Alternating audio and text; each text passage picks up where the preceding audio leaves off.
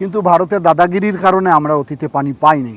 আমরা মনে করি ভারত যদি আমাদের বন্ধু রাষ্ট্র হয়ে থাকে তাহলে আমাদেরকে কেন আমাদের ন্যায্যের পানি হিস্সা দিবে না। আর তিস্তা নদীর সঙ্গে 14টা শাখা নদী রয়েছে। মাননীয় প্রধানমন্ত্রী এটা বলেছেন যে ওই ডিজাইনের নকশায় ওই শাখা নদীগুলোতে পানি রিজার্ভ করে রাখতে হবে, বর্ষাকালে পানি ধরে রাখতে হবে, শুকনো মৌসুমে যদি কোনো কারণে আমরা পানি সংগ্রহ করতে ব্যর্থ হই তাহলে ওই পানি দিয়ে যাতে আমরা কৃষিকাজ করতে পারি। আমরা সেটাই দাবি করি। আমাদের দল যেহেতু এখন সরকারে, উনি গত পার্লামেন্ট অধিবেশনে বাজেট বক্তৃতায় উনি বলেছেন ইনশাআল্লাহ আমরা তিস্তা মহাপরিকল্পনা বাস্তবায়ন করব।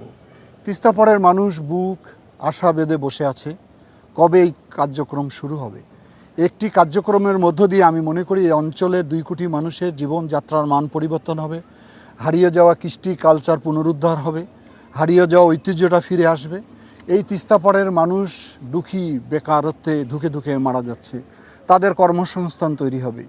এ কারণে এই আন্দোলন করা হয়েছে। আশা করি শীঘ্রই সরকার এই কার্যক্রমের আনুষ্ঠানিক উদ্বোধনের মধ্য দিয়ে এই মানুষগুলোকে একটা সঠিক জায়গায় নিয়ে আসার যা যা পদক্ষেপ তারা গ্রহণ করবে। আপনারা জানেন যে আমাদের ব্যক্তিগত মূল্যবোধ, পারিবারিক মূল্যবোধ, সামাজিক মূল্যবোধগুলো ধীরে ধীরে নষ্ট হয়ে গেছে। আমাদের পারিবারিক বন্ধনগুলো শিথিল হয়ে গেছে। সাম্প্রতিক সময় হতাশার কারণে হোক, বন্ধুদের আড্ডায় পড়ে হোক, যে কোনো কারণে যুব সমাজের একটা বড় অংশ মাদকাসক্ত হয়েছে, ক্যাসিনোতে আসক্ত হয়েছে, ব্যাটিংয়ে আসক্ত হয়েছে। এর বাইরে আমাদের এই অঞ্চলেও ব্যাপকভাবে যৌতুক নেওয়া হয় বিয়ে দেওয়ার সময়, এবং বাল্যবিবাহটা যদিও সরকারের আইন রয়েছে তারপরও নানান ফাঁকিঝুঁকির মধ্য দিয়ে এই বিবাহ সম্পন্ন হচ্ছে।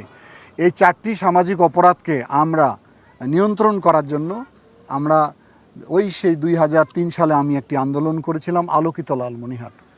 বিগত ফ্যাসিস্ট সরকারের কারণে দীর্ঘ 17 বছর এটি বন্ধ ছিল, যার কারণে সমাজে আবার এই অপরাধগুলো বিস্তৃতি লাভ করেছে। আজকে আমরা আনুষ্ঠানিকভাবে আমাদের স্থানীয় সরকার মন্ত্রী মহোদয় মির্জা ফখরুল ইসলাম আলমগীর এটি উদ্বোধন করবে। এটির উদ্দেশ্য হচ্ছে আইনের পাশাপাশি সামাজিক আন্দোলনের মাধ্যমে মানুষকে সচেতন করে তোলা, এই অপরাধ থেকে নিজেকে দূরে রাখা, সমাজকে দূরে রাখা। অঞ্চলে গোলা ভরা ধান ছিল, পুকুর ভরা মাছ ছিল, গোয়াল ভরা গরু ছিল, মুখে ছিল এই অঞ্চলের বিখ্যাত গান ভাওয়াইয়া গান। সেই তিস্তা পার এখন শুধু হাহাকার, মানুষের কান্না। জমি জিরাত ঘর বাড়ি ভেঙে তছনছ হয়ে গেছে। পানির দাবিতে দীর্ঘদিন ধরে আন্দোলন করেছি, কিন্তু পানি চুক্তি করতে পারেনি অতীতের কোনো সরকারই। তিস্তা একসময় আমার মায়ের মতো ছিল। মা যেমন সন্তানকে লালন পালন করে, এই তিস্তা একটা সমৃদ্ধ অঞ্চল ছিল একসময়। এই কোথায় চলে গেছে আমরা তার ঠিকানা জানি না।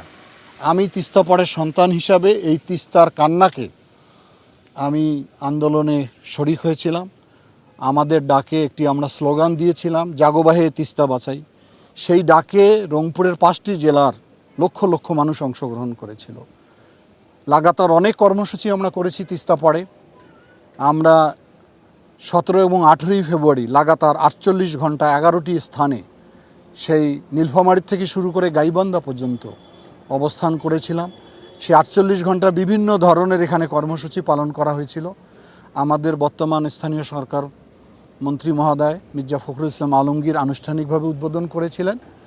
আমাদের পার্টির চেয়ারম্যান, এখন মাননীয় প্রধানমন্ত্রী, উনি 18 তারিখ লন্ডন থেকে যুক্ত হয়েছিলেন আন্দোলনে। সে আন্দোলনে উনি অভিপ্রায় ব্যক্ত করেছিলেন যদি বিএনপি জনগণের ম্যান্ডেট পায় তাহলে তিস্তা মহাপরিকল্পনাটাকে অগ্রাধিকারভাবে উনি বাস্তবায়ন করবেন।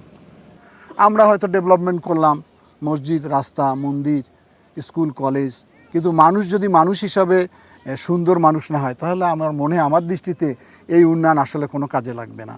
সেই আন্দোলনে আমরা বিভিন্ন স্তরে, ওয়ার্ড থেকে জেলা পর্যায়ে আমরা কমিটি গঠন করেছি। সেই কমিটিগুলো বিভিন্ন শ্রেণী পেশার মানুষ এখানে যুক্ত রয়েছে, খেলোয়াড় রয়েছে, ইমাম রয়েছে, পুরোহিত রয়েছে, রাজনৈতিক নেতৃবৃন্দ রয়েছে, সরকারি কর্মকর্তা রয়েছে। সকলের এই আন্দোলনে আমি আশা করি আবারও লালমনিরহাট সামাজিক অপরাধ নিয়ন্ত্রিত জেলা হিসাবে পরিগণিত হবে। পর্যায়ক্রমে এটি আমি মনে করি বাংলাদেশে যদি অন্য অন্য অঞ্চলে চালু করা যায় তাহলে আইনের পাশাপাশি এই সামাজিক আন্দোলনের মধ্য দিয়ে এই অপরাধগুলো নিয়ন্ত্রণ করা সম্ভব হবে। পাওয়ার চায়না একটা ডিজাইন করেছে, নকশা করেছিল সমীক্ষার ভিত্তিতে। ওনারা তখন বাজেট দিয়েছিল যে 12,000 কোটি টাকা লাগবে। এখন হয়তো আরও 2-3 হাজার কোটি টাকা বেশি লাগতে পারে। এটি আমাদের নিজস্ব অর্থায়নের তো করা সম্ভব। বাংলাদেশের এটি 10 বছরের পরিকল্পনা। এই 5 বছরে যদি এই টাকা আমরা সংগ্রহ করতে পারি বা দেওয়া সম্ভব হয় তাহলে নিজস্ব অর্থায়নে করা সম্ভব। কারিগরি সহায়তা যে কোনো দেশ থেকে আমরা নিতে পারি যারা এই ব্যাপারে অভিজ্ঞ।